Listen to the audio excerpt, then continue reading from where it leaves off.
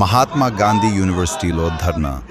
మహాత్మా గాంధీ యూనివర్సిటీలో GO number 7ని రద్దు చేయాలని పత్రాలను దగ్నం చేసిన నల్ల మధు యాదవ్ బీసీ విద్యార్థి సంఘం నల్గొండ జిల్లా అధ్యక్షులు సాగర్ల కరుణాకర్ యాదవ్ బీసీ విద్యార్థి సంఘం యూనివర్సిటీ అధ్యక్షులు.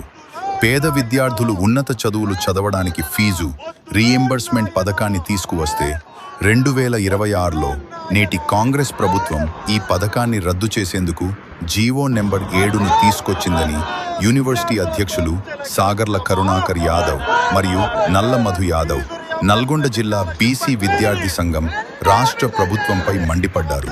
ఆదివారం ఆ సంఘం ఆధ్వర్యంలో మహాత్మా గాంధీ యూనివర్సిటీ ముందు ఫీజు రీఎంబర్స్మెంట్ స్కీమ్ను నీరుగారిచే జీవో నెంబర్ 7 ప్రతులను దహనం చేశారు.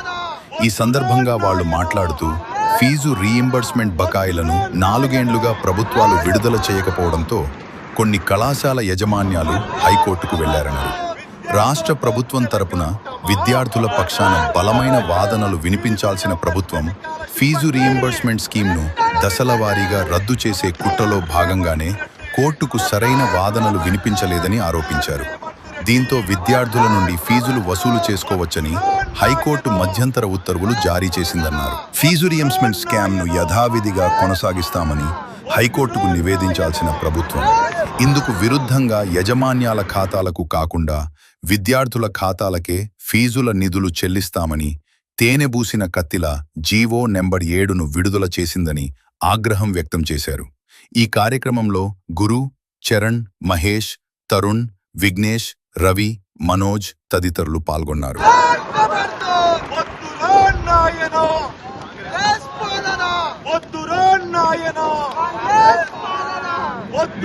నాయనా